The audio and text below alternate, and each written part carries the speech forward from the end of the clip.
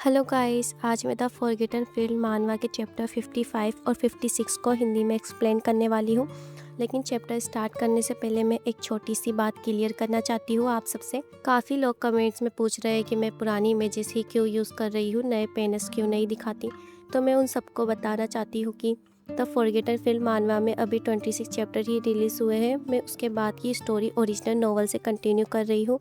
इसी वजह से नॉवल के चैप्टर एक्सप्लेन करते वक्त मेरे पास नए मानवा पैनल्स अवेलेबल नहीं होते, इसलिए मुझे पुरानी इमेजेस का ही यूज़ करना पड़ता है। उम्मीद है अब आप सबको इसका रीज़न समझ आ गया होगा। तो बिना किसी टाइम वेस्ट के स्टार्ट करते हैं चैप्टर 55। इस चैप्टर की शुरुआत एक बहुत इमोशनल और हार्ट ब्रेकिंग सीन से होती है। थालिया बारकस की आंखों में देखते हुए पूछती है, क्या तुम जानते हो मैं तुमसे शादी क्यों कर रही हूँ? बारकस बिना कुछ बोले सिर्फ उसकी तरफ देखता रहता है। तब थालिया अपने दिल की सारी नफरत और दर्द बाहर निकालते हुए कहती है, मैं तुमसे इसलिए शादी कर रही हूँ ताकि तुम बहुत दुखी हो जाओ। मैं चाहती हूँ तुम बहुत ज़्यादा तकलीफ में रहो।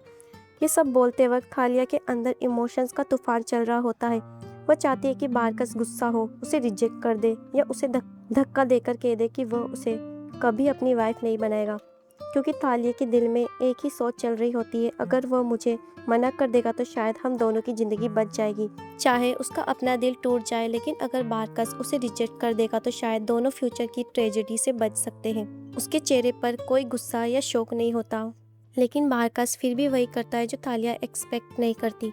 थालिया के हाथ अपने कपड़ों से हटा देता है और बिल्कुल शांत आवाज में कहता है, शादी जितनी जल्दी हो सके उतनी जल्दी करवा दो। ये सुनते ही थालिया कम्प्लीटली शॉक हो जाती है। उसने इतनी कड़वी बातें बोली, फिर भी बारकस ने शादी से मना नहीं किया। उसके बाद बारकस विंडो के पास जाकर उसे खोलता है। सनसेट की रोशनी उस पर पड़ रही होती है और वो धीरे से कहता है, ये हम दोनों के लिए बेहतर होगा। थालिया समझ ही नहीं पाती कि उसका मतलब क्या था। उसे लगता है कि शायद बारकस के लिए ये सिर्फ एक बोरिंग रिस्पॉन्सिबिलिटी है जिसे वह जल्दी ख़त्म करना चाहता है। अब थालिया डिसाइड कर लेती है कि वो बारकस के दिल को समझने की और कोशिश नहीं करेगी। अगर बारकस सिर्फ ड्यूटी की वजह से उसे एक्सेप्ट कर रहा है तो वो भी उसके बदले सिर्फ उसके पास रहकर अपने सारे दर्द का हिसाब चुकाएगी। लेकिन अब वह उससे किसी भी तरह के प्यार या इमोशंस की उम्मीद नहीं रखेगी। फिर वह अपने आप से एक प्रॉमिस करती है, आज रात के बाद मैं इस श्रापित प्यार को हमेशा के लिए ख़त्म कर दूंगी। लेकिन अंदर ही अंदर उसे पता होता है कि जिस प्यार को वो आज मानने की कोशिश कर रही है, वही प्यार कल फिर उसके दिल में वापस आ जाएगा। ये लाइन दिखाती है कि तालिया चाहे कितनी भी कोशिश कर ले, वो बारकस से प्यार करना बंद नहीं कर पा रही। सीन शिफ्ट होता है। अब इम्पेरियल पैलेस में सेकंड प्रिंसेस की शादी की तैयारियां शुरू हो चुकी है। हर जगह डेकोरेशन हो रहा है, सर्वेंट्स खाना और वाइन प्रिपेयर कर रहे हैं, पूरा महल बिजी है। लेकिन इतनी खुशियों के बीच भी पैलेस में एक अजीब सा हेवी और अनकंफर्टेबल एटमॉस्फेयर बना हुआ है। एड्रिक ट्रेनिंग ग्राउंड से जा रहा होता है, तब उसकी नज़र कुछ शागिर्द नाइट्स पर पड़ती है जो कॉर्नर में खड़े गॉसिप कर रहे होते। एक लड़का मजाक उड़ाते हुए कहता है, लगता है माँ और बेटी दोनों से उनके प्यार छीन लिए गए हैं। दूसरा कहता है, सेकंड प्रिंसेस बिल्कुल एम्प्रेस जैसी दिखती है, इतनी खूबसूरत है, इसलिए कमांडर सर शेख खान उससे प्यार कर बैठा। लेकिन तीसरा शागिर्द उसकी बात काट देता है। वो कहता है, कमांडर कोई तुम्हारे जैसा नहीं है, अगर एम्परर का ऑर्डर नहीं होता तो ये शादी कभी नहीं होती। फिर एक और लड़का बोलता है, नहीं, कमांडर खुद इस शादी के लिए मान गया था, वो पहले सेकंड प्रिंसेस का पर्सनल गार्ड था, शायद तभी से दोनों एक दूसरे को प्यार करते थे। लेकिन एक और शागिर्द उस बात को रिजेक्ट कर देता है। वो कहता है, तुम्हें कुछ नहीं पता, जब कमांडर उसका गार्ड था तब सेकंड प्रिंसेस उसे बहुत तंग करती थी। कमांडर उसका एटीट्यूड को अच्छी तरह जानता है, वो उससे कभी भी प्यार नहीं कर सकता। फिर वो और भी बुरी बात बोलता है, अब तो सेकंड प्रिंसेस डिसेबल्ड भी हो गई है, इतनी अच्छी फर्स्ट प्रिंसेस को छोड़कर कोई उससे क्यों शादी करेगा, जरूर उसने कोई चाल चली होगी। ये सब लोग बिना सच जाने थालिया के बारे में अफवाहें फैला रहे होते हैं। ये सब सुनते ही एड्रिक का पेशेंस खत्म हो जाता है। वो उनके बीच आकर ठंडी लेकिन बहुत स्केरी आवाज़ में कहता है, लगता है आजकल ट्रेनिंग तलवार से नहीं सिर्फ जुबान से होती है। सारे शागिर्द एकदम डर जाते हैं। एड्रिक उन्हें ठंडी नज़रों से देखते हुए कहता है, क्या तुम्हें पता है अभी जो तुम लोग बातें कर रहे थे वो इम्पेरियल फैमिली की इंसल्ट मानी जा सकती है। ये सुनते ही सबके चेहरे सफ़ेद पड़ जाते हैं, क्योंकि उन्हें समझ आ जाता है कि उन्होंने बहुत बड़ी गलती कर दी। एड्रिक की डांट सुनते ही सारे शागिर्द नाइट्स के चेहरे का रंग उड़ जाता है। एड्रिक उन्हें स्टिक टोन में समझाता है, रोयम नाइट्स का काम इम्पेरियल फैमिली की प्रोटेक्शन करना है। अगर तुम फ्यूचर में नाइट्स बनना चाहते हो तो सबसे पहले ये सीखो कि पब्लिक में इम्पेरियल फैमिली के बारे में बकवास या केयरलेस बातें नहीं करते। सब शागिर्द तुरंत सर झुकाकर माफ़ी मांगते हैं। एड्रिक कुछ देर उन्हें देखता है और बिना कुछ और बोले वहाँ से चला जाता है। जैसे ही एड्रिक ट्रेनिंग ग्राउंड से निकल रहा होता है, किसी का भारी हाथ उसके कंधों पर पड़ता है। पीछे मुड़कर देखता है तो उसका सीनियर नाइट सर थियोरिक हार्ट होता है। थियोरिक मुस्कुराकर कहता है, आज तो तुम्हारी डिसिप्लिन काफ़ी इम्प्रेसिव थी। एड्रिक पूछता है, सर आप इस टाइम यहाँ? इस वक्त तो आप मेन पैलेस में बिजी होते हैं। थियोरिक हंसता है और एड्रिक के बाल हिलाते हुए कहता है, मैं तुम्हारे लिए एक गुड न्यूज़ लेकर आया हूँ। तुम्हारा सस्पेंशन खत्म हो गया है। कल से तुम फिर से मेरी यूनिट में ड्यूटी ज्वाइन करोगे। ये सुनकर एड्रिक खुश तो होता है, लेकिन उसके दिल में एक और कंसर्न आ जाता है। वो तुरंत पूछता है, अगर मैं वापस आ गया तो सेकंड प्रिंसेस की सिक्योरिटी कौन संभालेगा? उसके लिए तालिया की सेफ्टी अभी भी सबसे इम्पोर्टेंट थी। थियोरिक का चेहरा सीरियस हो जाता है। वो बताता है, अब रोएम नाइट्स को पूरी तरह सेकंड प्रिंसेस की प्रोटेक्शन से हटा दिया गया है। एम्प्रेस ने एक्सक्यूज किया है कि रोएम नाइट्स ने जानबूझकर सेकंड प्रिंसेस की सिक्योरिटी में लापरवाही की है। इतना ही नहीं, उसने ये भी कह दिया है कि अब सेकंड प्रिंस की सिक्योरिटी भी रोएम नाइट्स को नहीं दी जाएगी। यानी एम्प्रेस ने उनकी रेपुटेशन को बुरी तरह डैमेज कर दिया। ये सब सुनते ही एड्रिक का सर झुक जाता है। वो दुखी होकर कहता है, मेरी वजह से पूरे नाइट्स की इंसल्ट हुई। मैं अपनी ड्यूटी नहीं निभा पाया। लेकिन थियोरिक उसे समझाता है, ये तुम्हारी गलती नहीं थी, जो हुआ वो किसी के कंट्रोल में नहीं था। फिर भी एड्रिक खुद को माफ नहीं कर पा रहा था। उसके लिए प्रिंसेस की प्रोटेक्शन उसकी सबसे बड़ी रिस्पॉन्सिबिलिटी थी। थियोरिक एड्रिक को एक सुनसान जगह ले जाता है और धीरे से कहता है, उस दिन ड्रैगन का अटैक कोई एक्सीडेंट नहीं था, उसके पीछे एम्प्रेस का हाथ था। ये सुनते ही एड्रिक बिल्कुल शॉक हो जाता है। उसकी आंखें खुली की खुली रह जाती है। थियोरिक एक्सप्लेन करता है, नॉर्मली ड्रैगन कभी भी आर्मी पर अटैक नहीं करते जब तक कि उन्हें डिस्टर्ब ना करे, और उस दिन उनका कैंप भी ड्रैगन के एरिया से काफ़ी दूर था, इसलिए इतना बड़ा अटैक नेचुरली होना ऑलमोस्ट इम्पॉसिबल था। अटैक से पहले सेकंड प्रिंसेस के अटेंडेंट्स सस्पिशियस एक्टिविटीज़ कर रहे थे। एक्सीडेंट वाली जगह पर हाई लेवल मैजिक के ट्रेसेस मिले हैं। मतलब किसी ने जानबूझकर ड्रैगन को प्रोवोक किया था ताकि वो अटैक करे। यानी ये सब पहले से प्लान किया गया था। लेकिन सेकंड प्रिंसेस भी तो उस पिलग्रिमेज में थी। एम्प्रेस अपनी ही बेटी को डेंजर में कैसे डाल सकती है?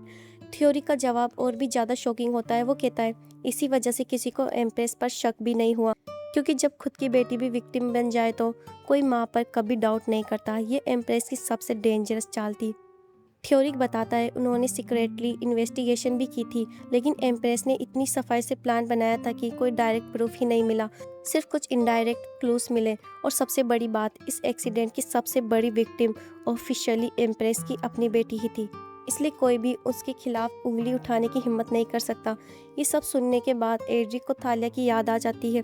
उसके दिमाग में वो सीन घूमने लगता है जब प्रिंसेस पत्थरों के नीचे दबी हुई रो रही थी। उसे याद आता है कि इमरजेंसी ट्रीटमेंट के वक्त वो कितनी बुरी तरह दर्द से तड़प रही थी, और तब उसके दिल में एक ही बात आती है, एक माँ ने अपनी ही बेटी को इतनी बुरी हालत में पहुंचा दिया। ये सोचकर एड्रिक के अंदर घिन और दुख दोनों भर जाता है। और इसी के साथ ये चैप्टर यहीं पर फिनिश हो जाता है। तो स्टार्ट करते हैं चैप्टर 56। थ्योरिक एड्रिक को समझाता है कि एम्पेरियल पैलेस एक बहुत ही डेंजरस जगह है, जहाँ पावर के लिए लोग किसी भी हद तक जा सकते हैं। अगर यहाँ सर्वाइव करना है तो अपने इमोशंस को कंट्रोल करना पड़ेगा और दिल को मजबूत बनाना होगा। ये सुनने के बाद एड्रिक पूछता है, क्या सर बार्कस को भी ये सब पता है? थ्योरिक जवाब देता है, हाँ, इन्वेस्टिगेशन करवाने का ऑर्डर खुद कमांडर सर बार्कस ने दिया था। एड्रिक हैरान हो जाता है और कहता है, फिर भी वो सेकंड प्रिंसेस से शादी क्यों कर रहे हैं? थ्योरिक कहता है कि उसे एग्जैक्ट रीज़न नहीं पता, लेकिन सर बार्कर जैसा समझदार इंसान बिना किसी स्ट्रॉन्ग रीज़न के ऐसा डिसीजन कभी नहीं लेगा। जरूर इस शादी के पीछे कुछ बड़ा प्लान होगा। एड्रिक इसी बात के बारे में सोच ही रहा होता है कि तभी सर हार्ट उसकी पीठ पर जोर से थप्पड़ मार देता है और एटमॉस्फेयर हल्का करने की कोशिश करता है। फिर सर हार्ट सीरियस होकर कहता है, अब सेकंड प्रिंसेस की टेंशन लेना छोड़ दो, वो जल्दी ही इम्पेरियल पैलेस छोड़कर ईस्ट चली जाएगी। उसके बाद तुम्हारा उससे कोई लेना देना नहीं रहेगा। अपना फ्यूचर पर ध्यान दो। थ्योरिक भी एड्रिक को याद दिलाता है कि पिलग्रिमेज के दौरान क्राउन प्रिंस पहले ही उससे नाराज हो चुका है, इसलिए उसके पास अपनी ही बहुत प्रॉब्लम्स हैं।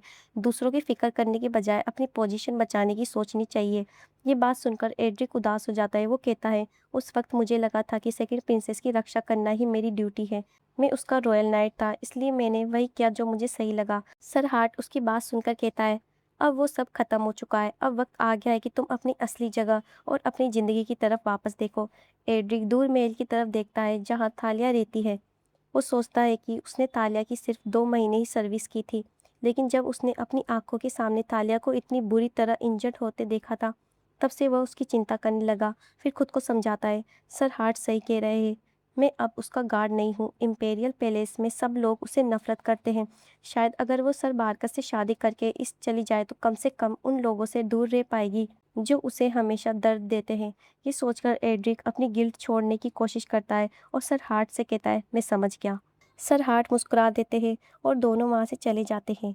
जाते वक्त एड्रिक एक बार फिर से तालिया के महल की तरफ देखता है, लेकिन इस बार वो अपने दिल को मजबूत करके आगे बढ़ जाता है। सीन अब थालिया पर शिफ्ट होता है। थालिया अपने बेड पर लेटी हुई हवा में तैरते हुए धूल के छोटे छोटे पार्टिकल्स को देख रही होती है। वो उन्हें हाथ से हिलाने की कोशिश करती है, जैसे उसका किसी चीज़ में मन ही ना लग रहा हो। उसे खुद भी समझ ही नहीं आ रहा होता कि वो ऐसा क्यों कर रही है। उसका दिमाग बिल्कुल खाली सा लग रहा था और वो खुद को समुंदर में तैरते हुए सीवीड की तरह बेजान महसूस कर रही थी। तभी अचानक दरवाज़ा खुलता है और नैनी गुस्से में रूम के अंदर आती है। उसके हाथ में कपड़े होते वो ज़ोर से चिल्लाती है, अभी तक बेड पर पड़ी हो, जल्दी उठकर तैयार हो जाओ। थालिया ब्लैंकेट से अपना चेहरा छुपा लेती है, लेकिन नैनी तुरंत ब्लैंकेट खींच लेती है और भी गुस्से में बोलती है, तुमने ही कहा था कि तुम्हारी बॉडी को कोई और टच नहीं करेगा, इसलिए सब मेट्स को बाहर निकाल दिया गया। अब खुद ही उठकर नहाओ और तैयार हो जाओ। थालिया कंफ्यूज होकर उसकी तरफ देखती है। उसे लगता है जैसे वो बहुत देर तक सोती रही हो और उसके बीच में क्या क्या हुआ उसे कुछ भी याद नहीं। वो धीरे से रूम के चारों तरफ देखती है और नोटिस करती है कमरे में बर्तन और सामान इधर उधर बिखरा हुआ है, जिससे लगता है कि उसके बेहोश होने के बाद रूम में कुछ ना कुछ जरूर हुआ था। थालिया धीरे धीरे रूम के अंदर देखती है और नोटिस करती है कि टूटे हुए बर्तन और उसका सामान हर जगह बिखरा हुआ है। लग रहा था जैसे उसने बेहोशी या नशे जैसी हालत में सब कुछ तोड़ दिया हो। नैनी गुस्से में उसका हाथ पकड़कर जबरदस्ती उसे बेड से उठा देती है। थालिया अभी भी नींद और कंफ्यूजन में होती है। वो बस ब्लैंक एक्सप्रेशन के साथ नैनी को देखती रहती है। नैनी परेशान होकर बोलती है, मेरे जाने के बाद तुमने कितनी हर्ब्स चला दी थी, तुमसे ठीक से चला भी नहीं जा रहा, फिर वेडिंग हॉल तक कैसे जाओगी? ये सुनकर थालिया हैरान होकर पूछती है, वेडिंग हॉल? किसकी शादी? नैनी और भी गुस्सा हो जाती है। थालिया मजाक में बोल देती है, कॉन्ग्रेचुलेशंस नैनी, तुम्हारी शादी है क्या? नैनी जोर से चिल्लाती है, आज शादी तुम्हारी है माय लेडी, और ये फैसला भी तुमने खुद लिया था।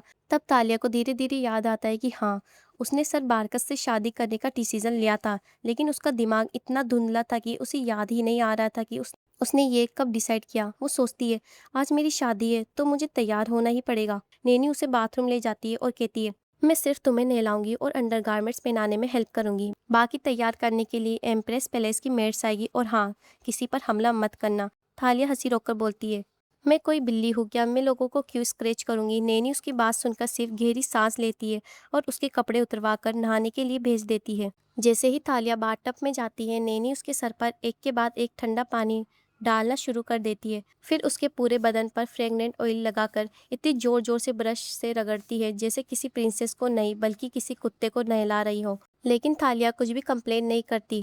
उसके सेंसेस इतने डल हो चुके थे कि उसे ज़्यादा दर्द भी महसूस नहीं हो रहा था। नैनी उसके सर पर 4 बार ठंडा पानी डालती है, फिर जल्दी जल्दी टॉवल से सुखाकर उसे कपड़े पहना देती है। आज पहली बार थालिया को लगता है कि जो नैनी हमेशा बहुत स्लो काम करती थी, वो भी ज़रूरत पड़ने पर कितनी फास्ट हो सकती है। थोड़ी देर बाद नैनी बाहर जाकर मेड्स को बुला लेती है। कुछ ही पल में बहुत सारी मेड्स रूम में आ जाती है और सब मिलकर थालिया को वेडिंग के लिए तैयार करने लगते हैं। थालिया की आंखों के सामने सब कुछ धुंधला था। उसे लग रहा था कि जैसे रूम में 2-4 नहीं बल्कि डजन्स ऑफ मेड्स मौजूद हो। जब सारी तैयारी खत्म हो जाती है, मेड्स थालिया को लेकर बाहर निकलती है। उसे ऐसा महसूस हो रहा था कि जैसे वो खुद चल नहीं रही बल्कि तेज पानी का बहाव उसे अपने साथ बहाकर ले जा रहा हो। थोड़ी देर बाद जब उसे थोड़ा होश आता है, तब वो एक बड़ी कैरिज के अंदर होती है। वो खिड़की से बाहर देखती है और सामने बड़ा चर्च नजर आता है। उस चर्च को देखते ही अचानक उसके दिल में एक अजीब सी बेचैनी और दर्द पैदा होने लगता है। उसे लगता है कि कुछ बहुत बुरा होने वाला है। डर के मारे वो कैरिज के डोर को खोलकर भागने ही वाली होती है, लेकिन उसी वक्त कैरिज अचानक रुक जाता है। झटके की वजह से तालिया नीचे गिर जाती है और उसके इंजर्ड घुटने पर जोर की चोट लग जाती है।